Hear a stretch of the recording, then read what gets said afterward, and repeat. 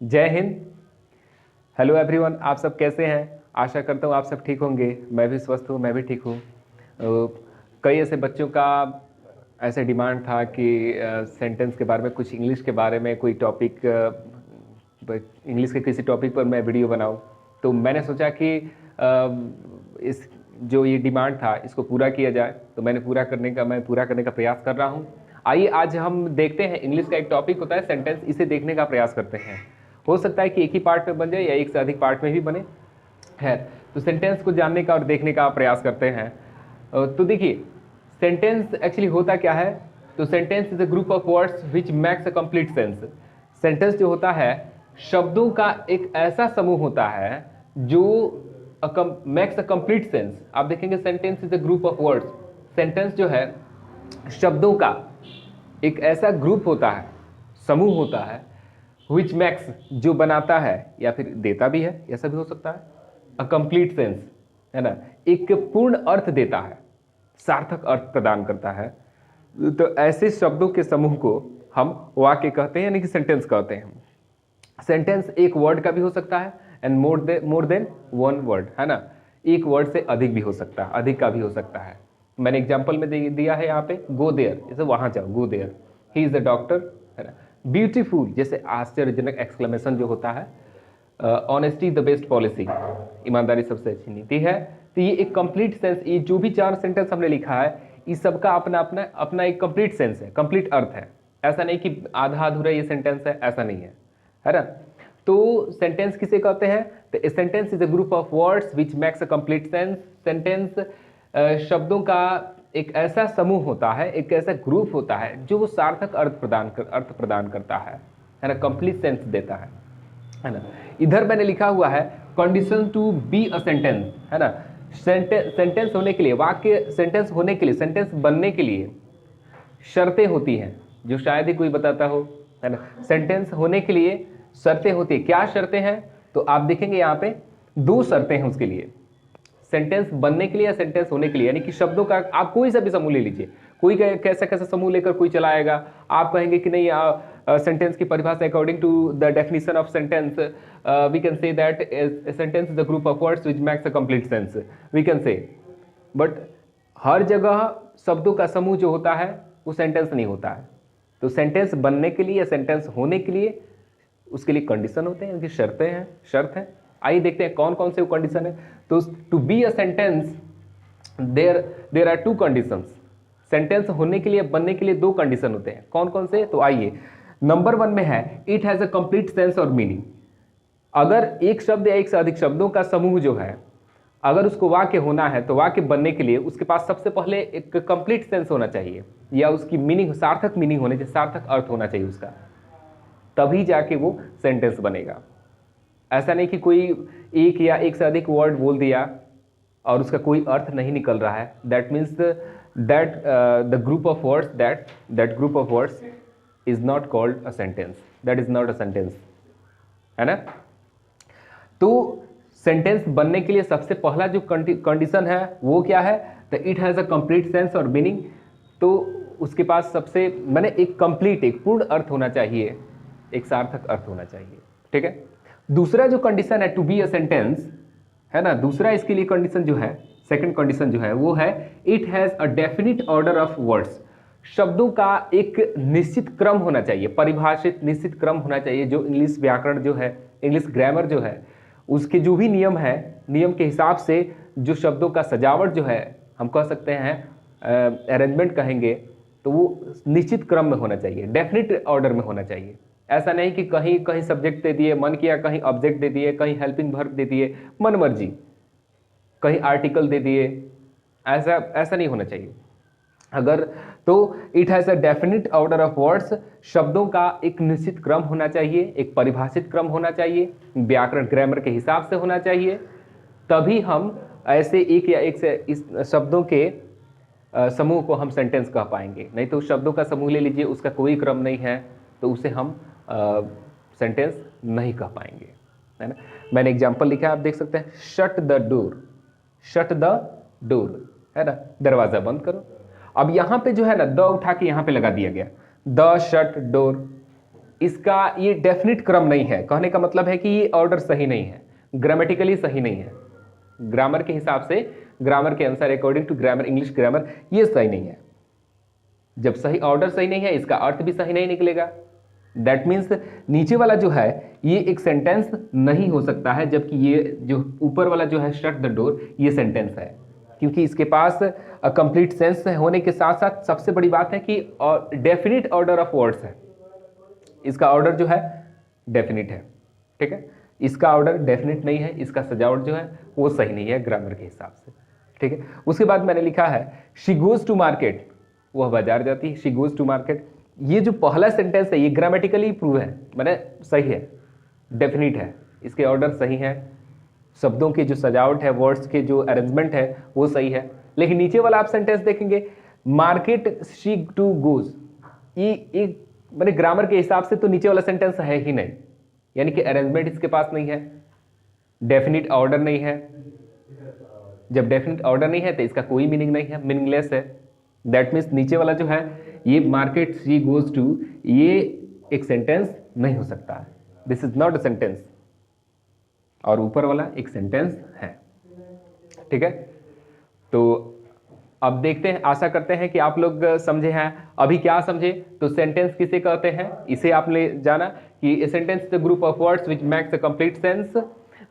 शब्दों के ऐसे समूह जो कंप्लीट अर्थ देते हैं उन्हें हम सेंटेंस कहते हैं। और सेंटेंस बनने के लिए दो शर्तें होती हैं, है ना। पहला होता है it has a complete sense और मीनिंग, है ना, जो जिसके बारे में मैं बोल चुका हूं, समझा चुका हूं। और दूसरा जो होता है वो होता है it has a definite order of words, इसका सही क्रम होना चाहिए, डेफिनिट।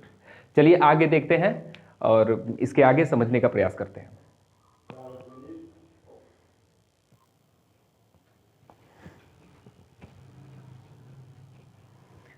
तो आइए अब हम देखते हैं काइंड्स ऑफ सेंटेंसेस, सेंटेंस के कितने प्रकार होते हैं इंग्लिश में, हम उसे जानने का प्रयास करते हैं। देखिए, there are 5 kinds of sentences, sentence के 5 प्रकार होते हैं। कितने प्रकार होते हैं, how many kinds of sentences, there are 5 kinds of sentences, sentence के 5 प्रकार होते हैं। कौन कौन से हैं, दे आर, वे हैं, कौन कौन से, assertive sentence, interrogative sentence, imperative sentence, objective sentence, exclamatory sentence. ये 5 प्रकार होते हैं सेंटेंस के, है ना। हम डे टू डे लाइफ में इन 5 सेंटेंसेस का प्रयोग कहीं ना कहीं करते हैं। वो अलग बात है कि हमें जानकारी नहीं हो पाती है या फिर हम इसका नाम नहीं जान पाते हैं, लेकिन उसका प्रयोग करते हैं। न्यूटन ने ग्रेविटी की खोज की, उससे पहले हमारे कई भारतीय विद्वानों ने, जैसे आर्यभट्ट के बारे में भी ऐसा कहा जाता है, उन्होंने आर्यभट्टीयनामा उन्होंने लिखा, उसमें भी उन्होंने बताया है, या कई जगह ऐसे प्रमाण दिया जाता है कि जो संस्कृत ग्रंथ हैं उनमें ऐसा दिया गया है, हो सकता है। लेकिन उसका रीजन जो है, जब तक साइंटिफिकली जब नहीं आया तब तक आदमी नहीं जानता था कि जो है अगर किसी वस्तु को ऊपर फेंकते हैं तो वो ऑब्जेक्ट जो है नीचे की तरफ डाउनवर्ड्स ड्रॉप क्यों करती है, वो वस्तु नीचे क्यों गिरती है ना। तो ऐसे ही 5 सेंटेंसेस जो है, there are 5 types of sentences. इन 5 सेंटेंसेस को हम डे टू डे लाइफ में यूज करते हैं। वो अलग बात है कि हम बाय नेम उनका यूज नहीं करते हैं, है ना। तो आइए इन 5 सेंटेंसों को बारी बारी से इनके बारे में जानने का हम प्रयास करते हैं, ठीक है। देखिए, पहला जो इसमें टाइप्स अभी आप लोगों ने देखा, असर्टिव सेंटेंस, तो इसमें इसके बारे में जानते हैं। असर्टिव का एक और 2 और नाम इसमें दिया गया है, मैंने होता है असर्टिव सेंटेंस, स्टेटमेंट, असर्टिव कह सकते हैं, स्टेटमेंट भी कह सकते हैं, डिक्लेरेटिव भी कह सकते हैं, है ना, ऐसा आप बोल सकते हैं। तो इसके 3 नाम है। तो यहाँ पे इसका डेफिनेशन सबसे पहले समझने का प्रयास करते हैं कि an assertive sentence makes only a statement, an assertion and ends with a full stop. Assertive sentence जो होता है बस महज एक कथन पर, जो दृढ़ कथन होता है, स्टेटमेंट होता है, उसी को बनाता है, या फिर कोई निश्चित घोषणा होता है या फिर कोई दावा होता है उसे ही पेश करता है, उसे ही बताता है। इसी को हम बोलते हैं असर्टिव सेंटेंस। और इट्स विथ फुल स्टॉप, और अंत होता है, लास्ट में उसके फुल स्टॉप लगता है, तो इसे हम असर्टिव सेंटेंस बोलते हैं। तो असर्टिव सेंटेंस क्या होता है, क्या असर्टिव सेंटेंस की क्या डेफिनेशन क्या होता है, तो an assertive sentence makes only a statement an assertion and ends with a full stop, है ना। असर्टिव सेंटेंस जो है महज एक कथन बनाता है, एक कथन होता है, दृढ़ कथन होता है, या फिर एक निश्चित घोषणा या दावा होता है, असर्शन होता है ना। और ends with a full stop, और फुल स्टॉप के साथ जो है वो एंड होता है, ठीक है। अब यहाँ पे एक चीज हमने और लिखा है, आप देख सकते हैं, we use an assertive sentence. हम असर्टिव सेंटेंस का प्रयोग कहाँ करते हैं, तो आइए देखते हैं। हम यूज करते हैं असर्टिव सेंटेंस का टू गिव फैक्ट्स, तथ्य को बताने के लिए, फैक्ट्स को बताने के लिए, फैक्ट्स देने के लिए, बताने के लिए हम असर्टिव सेंटेंस का यूज करते हैं। या टू डिस्क्राइब इवेंट्स, या फिर कोई घटना है, उस घटना की व्याख्या करने के लिए हम असर्टिव सेंटेंस का प्रयोग करते हैं, ठीक है। या फिर थिंग्स, है ना, किसी वस्तु को भी बताने के लिए, उसकी व्याख्या करने के लिए हम असर्टिव सेंटेंस का प्रयोग करते हैं। वेदर पॉजिटिव और निगेटिव, चाहे वो तथ्य, वो घटना, वो वस्तु पॉजिटिवली या निगेटिवली सही हो या न हो, पॉजिटिव हो वो तथ्य, पॉजिटिव हो या निगेटिव हो, हम उसको बताने के लिए हम जिस सेंटेंस के जिस फॉर्म का प्रयोग करते हैं उसी को हम असर्टिव सेंटेंस कहते हैं, ठीक है। जैसे आप देख सकते हैं, शी इज अ टीचर, वह एक शिक्षक है, शिक्षिका है। दे अर्न्स मनी, वे लोग पैसे कमाते हैं। सोहन इज डिसऑनेस्ट, सोहन जो है बेईमान है, ठीक है। आइए अब इससे आगे जानने का प्रयास करते हैं।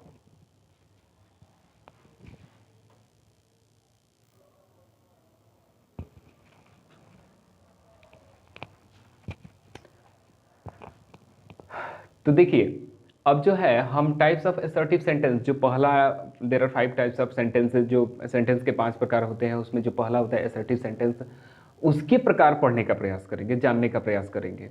उसमें टाइप्स ऑफ असर्टिव सेंटेंस में हम देखेंगे कि there are 2 types of assertive sentence.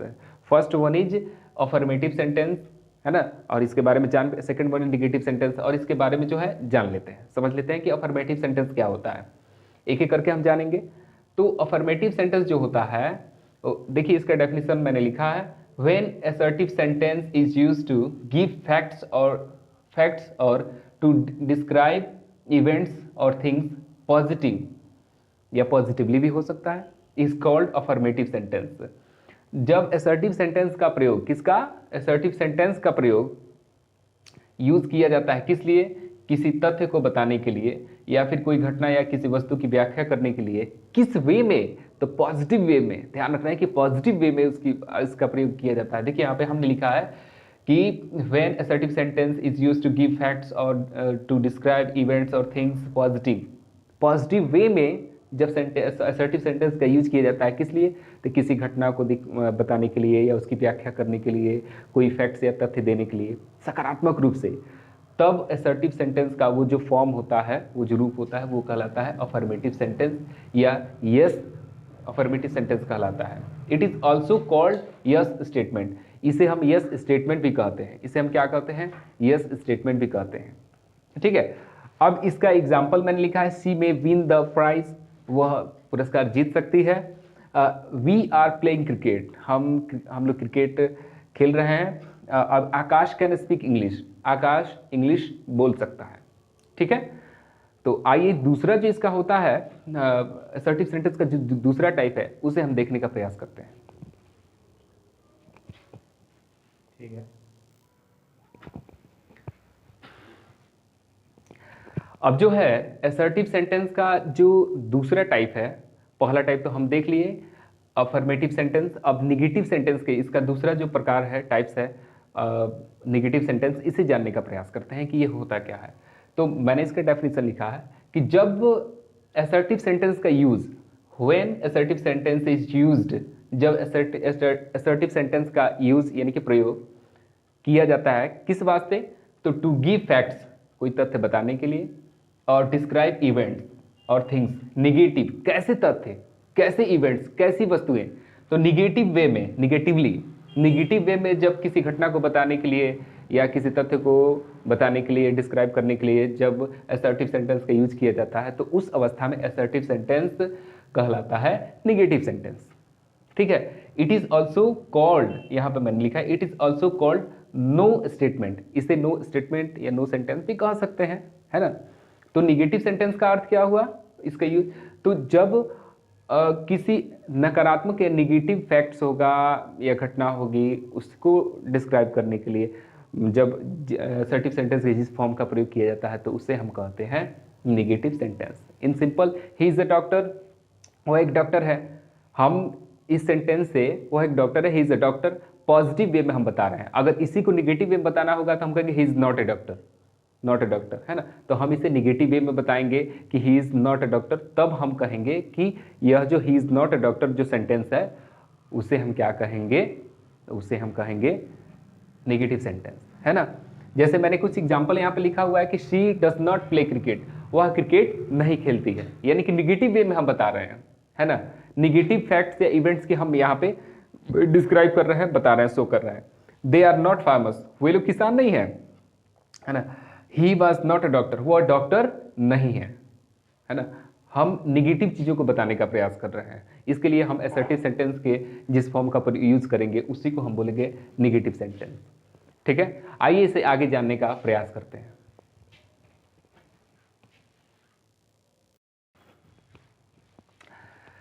तो आइए अब हम देखते हैं कि इंट्रोगेटिव सेंटेंस जो होता है क्या होता है, इसके कितने प्रकार होते हैं, इसे जानने का प्रयास करते हैं।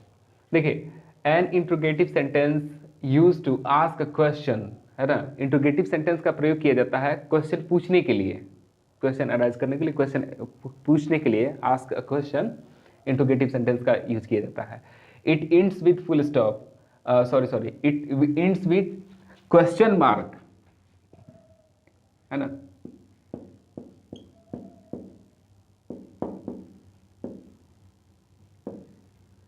क्वेश्चन मार्क, तो इंट्रोगेटिव सेंटेंस का के लास्ट में हमेशा क्वेश्चन मार्क देते हैं, ये इट्स माय मिस्टेक। जैसे यहाँ पे हमने एग्जांपल लिखा है ही is a player, is he a player, is he a player, क्या वह एक खिलाड़ी है। Does she eat a mango, क्या वह आम खाती है। इज दैट योर पेन, क्या वो तुम्हारी कलम है। ठीक है, तो इंट्रोगेटिव सेंटेंस जो होता है उसका यूज किया जाता है use to ask a question, है ना। प्रश्न पूछने के लिए, क्वेश्चन पूछने के लिए उसका यूज किया जाता है। और it ends with question mark, और इसका अंत होता है क्वेश्चन मार्क से, यानी कि लास्ट में हम क्वेश्चन मार्क यूज जरूर करते हैं। ठीक है, आइए यहाँ पे हम देखते हैं कि अभी जो इंट्रोगेटिव सेंटेंस जो पढ़े हैं उसके टाइप्स जो हैं कितने होते हैं, टाइप्स ऑफ इंट्रोगेटिव सेंटेंस। तो देखिए, there are two types of interrogative sentence, yes no question और WH क्वेश्चन। तो एक एक करके बारी बारी से जानते हैं। तो जो इंट्रोगेटिव सेंटेंस का जो पहला टाइप होता है यस नो क्वेश्चन जो होता है, इसके बारे में जानने का प्रयास करते हैं। कि देखिए, इसका डेफिनेशन हमने लिखा है, an interrogative sentence starts with helping verb is called yes no question. जब कोई इंट्रोगेटिव सेंटेंस शुरू होता है, स्टार्ट होता है किसी ऑक्सिलरी या हेल्पिंग वर्ब से, तब उस इंट्रोगेटिव सेंटेंस को हम कहते हैं yes no question, yes no भी कह सकते हैं, यस नो क्वेश्चन उसे कहते हैं। ठीक है, यस नो क्वेश्चन कहते हैं। इट्स आंसर इज यस और नो, इसका आंसर किस में होता है, यस और नो में, है ना। तो an interrogative sentence starts with helping verb is called yes no question, है ना, ये ध्यान रखना है। और इसका अंत कैसे होता है, तो इसका लास्टिंग जो है इसका आंसर जो होता है यस और नो में होता है। जैसे इज ही अ लॉयर, क्या वो एक लॉयर है ना। तो इसका आंसर होगा यस और नो, जो भी होगा आप देना चाहे, अगर है तो यस, नहीं है तो नो। ठीक है, इसका आंसर बस यही दो वर्ड में होगा, दो शब्द में, यस और नो में। उसी तरीके से दो सेंटेंस और है, are you not a book seller, क्या आप एक पुस्तक विक्रेता नहीं है। आप इसका आंसर यस नो जो देना है वो दे सकते हैं। कैन यू स्पीक इंग्लिश, क्या आप इंग्लिश बोल सकते हैं। Yes I can speak English, sorry no I can't speak English, है ना। तो इस तरीके से वैसे इंट्रोगेटिव सेंटेंसेस जिसका आंसर यस और नो में हो तो उसको हम बोलते हैं यस नो क्वेश्चंस या यस नो इंट्रोगेटिव सेंटेंसेस भी बोल सकते हैं हम लोग। ठीक है, आइए इसका जो दूसरा जो है WH क्वेश्चन, इसे जानने का प्रयास करते हैं।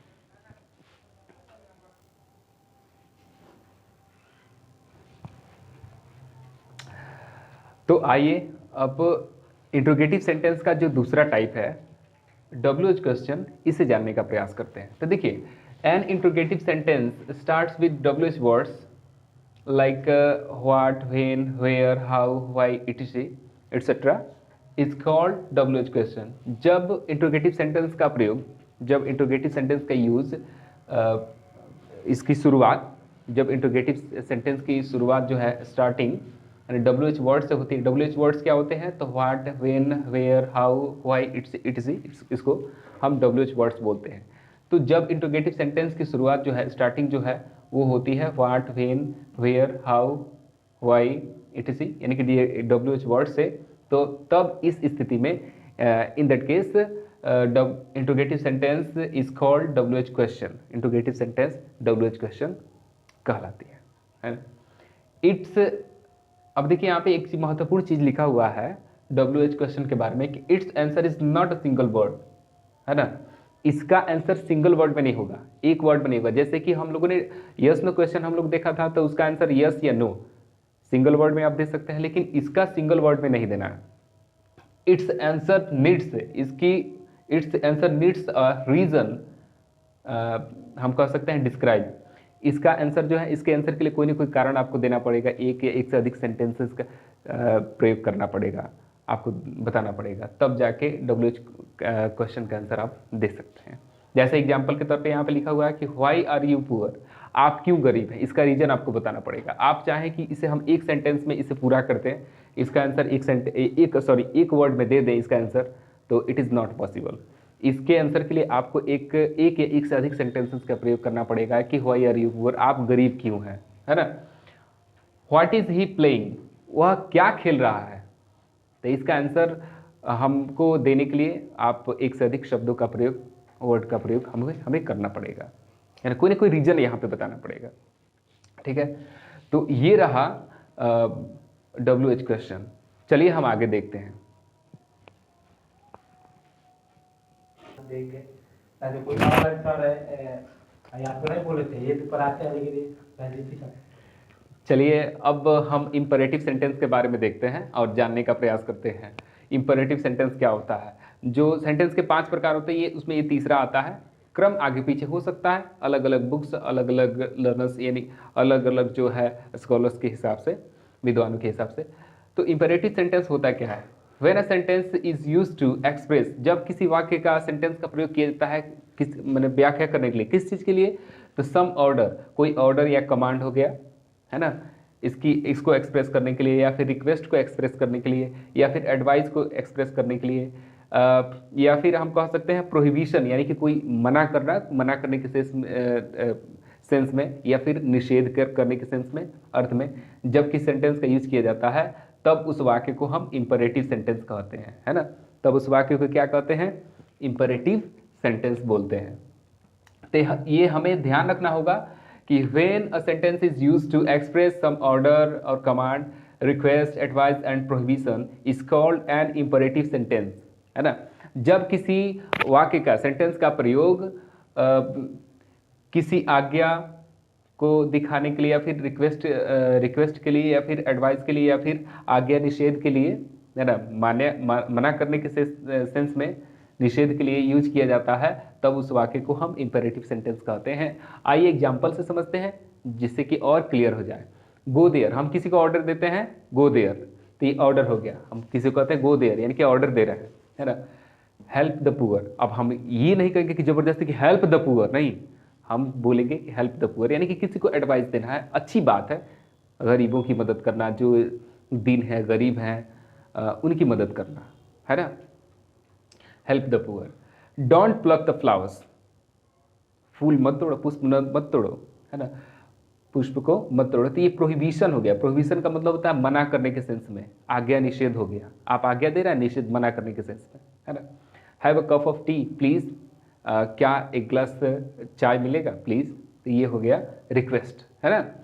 उसी तरीके से नेवर टेल अ लाई, कभी झूठ मत बोलो, तो हम ये किसी को एडवाइस देंगे कि झूठ नहीं बोलना चाहिए, तो इसे हम बोलते हैं इंपरेटिव सेंटेंस।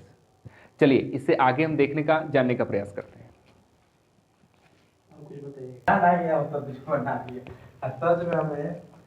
तो आइए अब हम देखते हैं टाइप्स ऑफ सेंटेंस। सेंटेंस के प्रकार में जो चौथा प्रकार जो होता है ऑप्टेटिव सेंटेंस, इसे जानने का प्रयास करते हैं और देखते हैं क्या होता है। तो यहाँ पे मैंने लिखा है when a sentence is used to express, जब किसी वाक्य का प्रयोग किया जाता है किसी चीज को व्याख्या करने के लिए। किस चीज को भाई? तो अविश, किसी इच्छा को व्यक्त करने के लिए, या फिर प्रेयर यानी कि प्रार्थना को यूज करने व्यक्त करने के लिए, या फिर कर्ष यानी कि शाप को यूज व्यक्त करने के लिए, तब इस स्थिति में जो जिस सेंटेंस का प्रयोग करते हैं उसे हम ऑप्टेटिव सेंटेंस कहते हैं। ठीक है, तो यहाँ पे मैंने लिखा है, इसको एक बार फिर पढ़ता हूँ। When a sentence is used to express a wish, prayer, curse is called an optative sentence, है ना। जैसे यहाँ पे आप नीचे देखेंगे मे यू बी हैप्पी, आप खुश रहो। जैसे कोई अगर प्रणाम करता है तो उसे हम क्या कहते हैं? आशीर्वाद देते खुश रहो। तो ये आपका एक तरह से हम ब्लेसिंग भी कह सकते हैं, मे बी इसमें आ सकता है ब्लेसिंग भी। ठीक है, मे ही लिव लॉन्ग, वह ढेर दिन तक जिए, मैंने दीर्घायु हो, है ना। तो ये आशीर्वाद हो गया, ब्लेसिंग्स हो गया, ये विश भी हो सकता है। आप देखेंगे मे यू डाई, ये कर्स हम किसी को श्राप देते हैं, ते मोर जो, है ना, तुम मर जाओ, है ना। तो हम किसी को श्राप देते, कर्स देते हैं। तो इस तरह से जब हम विश, प्रेयर, कर्स, ब्लेसिंग इनका एक्सप्रेशन के लिए सेंटेंस के जिस फॉर्म का यूज करते हैं तब हम उसे ऑप्टेटिव सेंटेंस कहते हैं। When a sentence is used to express a wish, prayer, curse, blessing भी इसमें आ सकता है ना, is called an optative sentence. इसके लास्ट में एक बात हमेशा ध्यान रखना है कि हमें साइन ऑफ एक्सक्लेमेशन रहेगा। यहाँ पे देख लीजिए, साइन ऑफ एक्सक्लेमेशन रहेगा इसके लास्ट में। ठीक है, तो आइए इससे आगे यानी कि लास्ट वाला जो है एक्सक्लेमेटरी सेंटेंस, उसे जानने का हम प्रयास करते हैं। ऐसा क्या? चलिए, अब जो है हम जानने का प्रयास करते हैं जो सेंटेंस का जो लास्ट यानी कि पांचवा जो प्रकार है उसे जानने का हम प्रयास करते हैं। आइए देखते हैं, जो पांचवा प्रकार है उसे हम बोलते हैं एक्सक्लेमेटरी सेंटेंस। एक्सक्लेमेटरी सेंटेंस से बोलते हैं। ये होता है एक्चुअली क्या है कि कई बार ऐसा होता है कि कोई ऐसी चीज़ें, अचानक से कोई चीज़ें आती हैं, या कोई घटना होती है, या कोई सुगंध आती है, दुर्गंध आती है, या चोट लग जाती है, तो उस स्थिति में अचानक से जो मन में जो भावना होती है, जो फीलिंग्स होती है, उसी को एक्सप्रेस करने के लिए सेंटेंस के जिस फॉर्म का प्रयोग किया जाता है उसी को एक्सक्लेमेटरी सेंटेंस कहते हैं। जैसे हमने यहाँ पे लिखा हुआ, आप देखेंगे कि when a sentence is used to express some sudden or a strong feeling of mind, है ना। जब किसी सेंटेंस का उपयोग या प्रयोग किस लिए किया जाता है कि सम सडन माने तुरंत, आकस्मिक फीलिंग ऑफ माइंड्स, है ना, तुरंत का जो अनुभव होता है, तुरंत अनुभव हुआ, तुरंत अनुभूति हुई और आपने बोल दिया, उसे सेंटेंस में डाल दिया। या फिर स्ट्रॉन्ग, कोई मजबूत, क्या बोलते हैं, जबरदस्त, ऐसा करके बोलते हैं, क्रिकेट देखने बोलते हैं ना, है ना। तो इसी को बोलते हैं कि when a sentence is used to express some or a strong feeling of mind is called exclamatory sentence. उसी को हम कहते हैं एक्सक्लेमेटरी सेंटेंस कहेंगे। जैसे एग्जांपल के तौर पे हम लिखे हैं व्हाट ए बॉय, क्या लड़का है जी, व्हाट ए बॉय, क्या लड़का है, जबरदस्त। सरप्राइज, आश्चर्यचकित, चकित हो गए। हाउ ब्यूटीफुल, कितना सुंदर। जॉय, आनंद की बात है ना। हाउ बैड, कंटेम्प्ट, घृणा, है ना, कितनी बुरी बात है, ये कितना बुरा, है ना, कितना खराब कह सकते हैं। हाउ डे यू या हाउ डेयर यू, एंगर, तुम्हारी इतनी हिम्मत। तो some sudden feeling of mind, इसका एक्सप्रेस करने के सेंटेंस के जिस फॉर्म का प्रयोग किया जाता है उसे हम कहते हैं एक्सक्लेमेटरी सेंटेंस कहते हैं, है ना। तो आज जो है सेंटेंस मैंने देखा, और आप सेंटेंस का जो है टॉपिक, ये जो सेंटेंस था इसे कवर करने का मैंने प्रयास किया।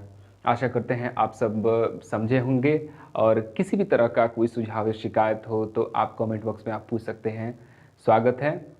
और एक रिक्वेस्ट रहेगा कि आप ज़्यादा से ज़्यादा चैनल को लाइक करें, सब्सक्राइब करें, और कमेंट भी करें, शेयर भी करें, जिससे कि मेरा चैनल या मेरी संस्था ग्रोथ करे। आप सबसे ये रिक्वेस्ट है।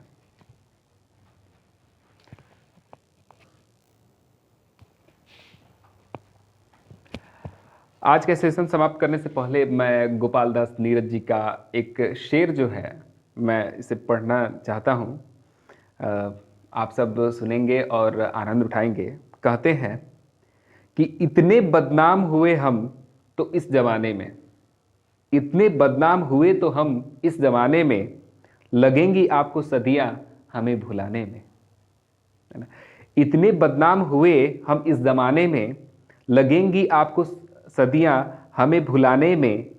न पीने का सलीका, न पिलाने का शऊर, न पीने का सलीका, न पिलाने का शऊर, ऐसे भी लोग चले आए हैं मैखाने में, है ना। ये शेर कह के गोपाल दास नीरज जी कहना चाहते हैं कि कई ऐसे लोग होते हैं जो किसी काम में तुरंत मतलब हाथ पांव डाल देते हैं। कोई भी काम होता है तुरंत उसमें चले जाते हैं, तुरंत उसमें डाल देते हैं, न आओ देखा न ताव देखा, मैं कहा हाँ हाँ ठीक है ठीक है ठीक है, हाथ लगा देते हैं। नहीं, ऐसा नहीं होना चाहिए। आप जिस काम को अच्छे से कर सकते हैं उसी काम को कीजिए, उसी को बढ़िया से कीजिए। कोई एक काम सेलेक्ट कीजिए, कोई एक लक्ष्य लेकर चलिए, कोई एक टारगेट कीजिए, रखिए जीवन में और उसी को पूरा कीजिए। ये नहीं कि आज हमने दंगल मूवी देखी, पहलवानी का भूत सवार हो गया, हम चले कि अब भाई पहलवान मेरे को बनना है ना। अब उसके बाद फिर हमने 2 दिन के बाद देखा अरिजीत सिंह का गाना सुना अच्छा सा, हम सोचे चलते हैं अब सिंगर बनना है, अब छोड़ भाई, अब सब कुछ छोड़, सिंगर बनना है ना।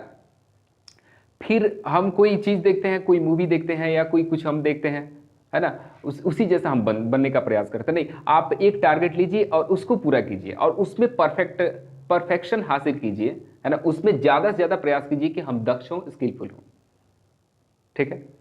तो गोपाल दास नीरज जी का जो ये शेर है कि इतने बदनाम हुए हम इस जमाने में, लगेंगी आपको सदियां हमें भुलाने में। न पीने का सलीका, न पिलाने का शऊर, ऐसे भी लोग चले आए हैं मैखाने में। तो गोपाल दास नीरज जी के इसी शेर के साथ आज का सेशन मैं यहीं पे समाप्त करता हूँ।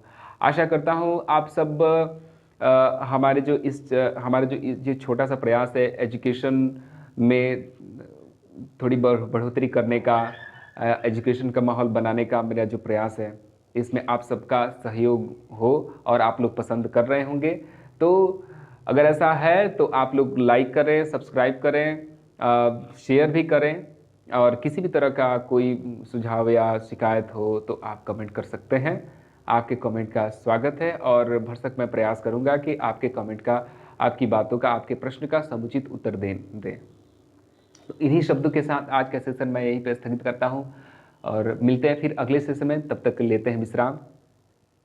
जय हिंद।